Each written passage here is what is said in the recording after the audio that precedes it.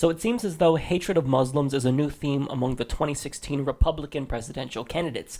So to give you some examples, Donald Trump said that this country has a Muslim problem, and Ben Carson said this. I would not advocate that we put a Muslim in charge of this nation. I absolutely would not agree with that. So now Bernie Sanders heard what Ben Carson said, and he responded by stating, I am very disappointed that Dr. Carson would suggest that a Muslim should not become president of the United States. It took us too long to overcome the prejudice against electing a Catholic or an African-American president.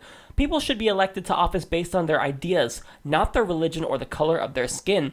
I also wanted to share what Keith Ellison had to say. For those of you who do not know who Keith Ellison is, you should definitely get yourself acquainted with him, especially if you're a Bernie Sanders supporter, because he's the first Muslim to be elected to Congress. He's from Minnesota, and he is amazing. I mean, he's part of the Progressive Caucus, and he's someone who could potentially be a presidential candidate someday. So I thought it'd be very beneficial to share his take. Now, he says, for Ben Carson, Donald Trump, or any other Republican politician to suggest that someone of any faith is unfit for office is out of touch with who we are as a people. It's unimaginable that the leading GOP presidential candidates are resorting to fear-mongering to benefit their campaigns, and every American should be disturbed that these national figures are engaging in and tolerating blatant acts of religious bigotry.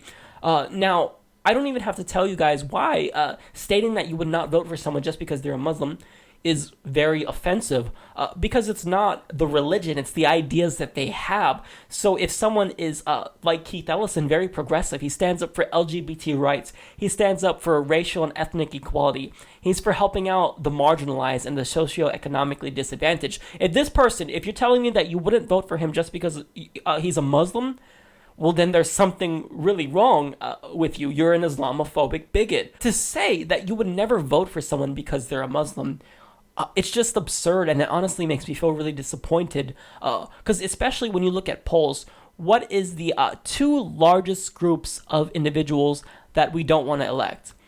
They are Muslims and they are atheists.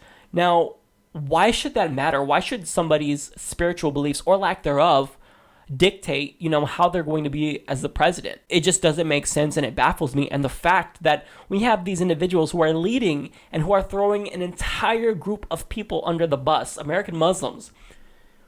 As Americans, we've always found some type of reason to discriminate against people and treat them like they are less than, or that they're second-class citizens outright. I mean, before it's, well, you know what, they're gay and that's immoral, so we have to discriminate. They're not allowed in this country. They're illegal. They're not citizens, so we have to treat them badly.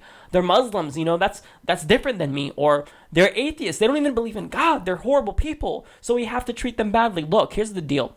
If somebody is different, and Muslims are a very marginalized group in the United States. You could say what you want from the global context, but here, in the political context that we are discussing this in, Muslims are a disenfranchised minority. The bottom line is that, you shouldn't care if someone is a Muslim. What you should look at is their policies. It's not right for Ben Carson to say this.